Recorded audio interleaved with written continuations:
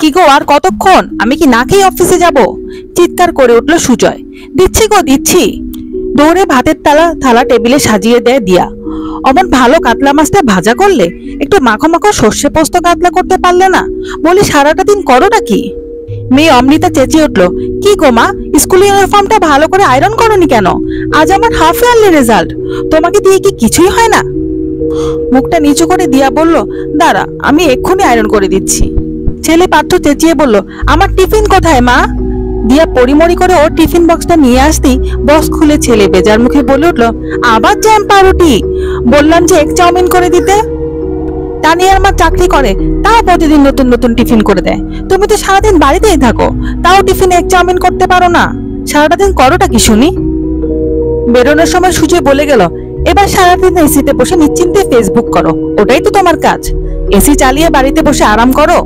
রোজ তো আর ব্যাগ ঝুলিয়ে অফিসে যেতে হয় না। সারাদিন কোনো কাজ নেই, তাও বরের পছন্দ মতো খাবারটুকু বানিয়ে দিতে পারো না। সুজয় বেরিয়ে যেতেই শ্বশুর চিৎকার করে বললেন, বৌমা, চাটা কি আজ পাবো নাকি বাজারে গিয়েই খেতে হবে? না না বাবা, তা কেন? আমি এক্ষুনি আসছি। এক হাতে কপালে ঘাম মুছতে মুছতে চা নিয়ে ঘরে ঢুকলো দিয়া। গরম চা তাড়াহুড়া করে ঢালতে গিয়ে হাতে পড়ে গেছে। যন্ত্রণায় মুখ বিকৃত, শ্বশুর চেয়েও দেখলেন না। উল্টো বিরক্ত মুখে বললেন, চাটা দিতে এত দেরি করো বৌমা? সারাটা দিন যে কি করো ভেবেই পাই না। বৌমা, বাতের ব্যথা তেলটা কি মালিশ করে দিবে নাকি আমার নিজেকেই করতে হবে? শাশুড়ি গলা উচ্চগ্রামে, এক্ষুনি যাচ্ছি মা। শ্বশুরের এটো কাপ তুলে শাশুড়ির ঘরে দৌড় দিল দিয়া। শাশুড়ি টিভিতে সিরিয়াল দেখতে ব্যস্ত, ওর পোড়া হাতে মলম লাগানোর কথা ভুলে দিয়ে শাশুড়ি পায়ে তেল মালিশ করতে লাগলো। সবার খাওয়া দাওয়া শেষ, দিয়া বেসিনে বাসন মাজতে ব্যস্ত। কলিং বেল বেজে উঠল। পার্থ বাড়ি ফিরল। ছেলে স্কুল থেকে ফিরে খাবে ভেবে দিয়া কাজের ফাঁকে এগ চাউমিন করে রেখেছিল। ছেলে চাউমিনটা হাতে নিয়ে গম্ভীর মুখে ঘরে চলে গেল। দিয়া শুনতে পেল ছেলে ফোনে কাকে বলছে, টিফিনে মাকে চাউমিন বানিয়ে দিতে বললাম, তখন মুরদ নেই, এখন এক চাউমিন বানিয়ে খাওয়াতে এসেছে। সারাদিন বাড়িতে বসে বসে এসি চালিয়ে সিরিয়াল গেলে কাজ করার ইচ্ছা আছে?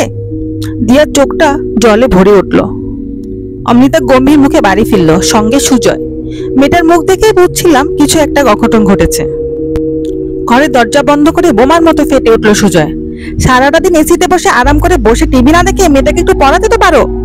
আমার না হয় অফিসে যেতে হয় টাকা কামারে, তোমার তো আর সেসবে বালাই নেই।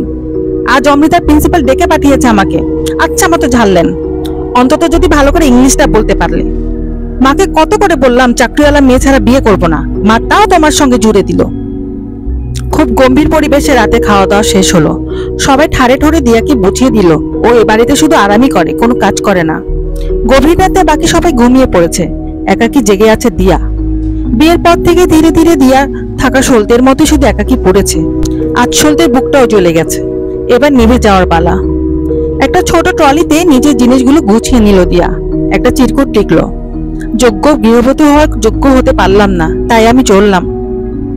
বেডসাইড টেবিলে চিরকুটটা ভাঁজ করে রেখে ধীরে ধীরে দরজা খুলে নিজের হাতে সাজানো সংসারের দিকে একবার ফিরে তাকালো দিয়া। তারপর হারিয়ে গেল রাতের গভীরে। আজ সকালে সুজয়কে কেউ ডেকে দেয়নি। সুজয় ঘুম চোখে পাশে রাখা মোবাইলটা দেখে চমকে গেল, এ কি 8টা বাজে? দিয়া তো রোজ ওকে ডেকে দেয়। দিয়া, কোথায় তুমি? আমাকে ডেকে দাওনি কেন? সুজয় বেজার জোরে চেঁচিয়ে ওঠে, কিন্তু কেউ সাড়া দিল না। পুজোর ঘর থেকে রেবা দেবীও বৌমা বৌমা করে চেঁচাচ্ছেন। ওনার পুজোর ফুল কেন তুলে রাখা হয়নি? অঘর বাবুও ঘর থেকে চেঁচাচ্ছিল, বৌমা, আজকেও কি চাটা পাবো না? ওদিকে পার্থ আর অমৃতার মধ্যে লড়াই ধরে গেছে।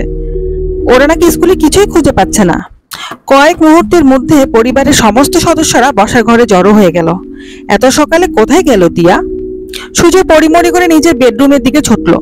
বেডসাইড টেবিলে একটা চিরকুট রাখা। খুলে দেখে মাথা ঘুরে উঠল সুজয়ের। ও কাঁদো কাঁদো মুখে বসার ঘরে এসে বলল, মা, তোমাদের যন্ত্রণায় দিয়া এই বাড়ি ছেড়ে চলে গেছে চিরতরে।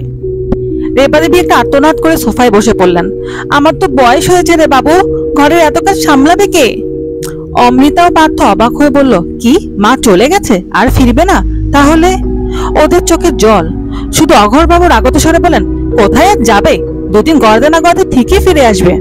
কিন্তু অঘর বাবু ধারণাকে নস্যাৎ করে দিয়ে দিয়া আর ফিরল না। পুলিশ, থানা, হাসপাতাল, মর্গ, কোথাও দিয়ার খোঁজ পাওয়া গেল না। সংসারে কারো মুখে হাসি নেই। 3টা কাজের লোক রেখেও রেবা দিদি ঘরের সব কাজ সামলাতে পারছেন না। সুজয় আজ বোঝে গৃহবধূরা ঘরে বসে থাকে না, 24 ঘন্টায় তাদের ডিউটি আওয়ার্স। তারা একাধারে chef, plumber, teacher, nurse, doctor, made, হিসাব রক্ষক, আরো অনেক কিছু।